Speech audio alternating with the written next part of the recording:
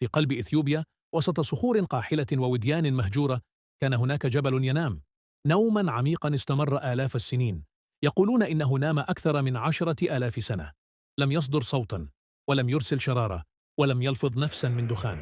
حتى الحيوانات كانت تمر بجانبه دون خوف، والرعاة يضعون عصيهم في ظله وكأنه حجر ميت لا حياة فيه.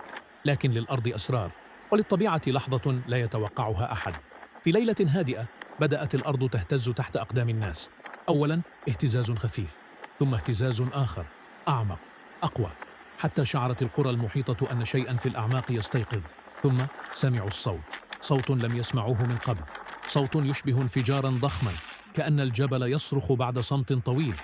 ارتفعت كتلة من النار من قلب الجبل واندفعت إلى السماء، وكأنها سهم من غضب الأرض أو أمر من السماء. تشققت الصخور وتطايرت الحمم، وخرج البركان من نومه الذي دام آلاف السنين. الناس وقفوا مذهولين، لا أحد يجرؤ على الاقتراب، لكن لا أحد يستطيع أن يشيح بوجهه أيضا. إنه مشهد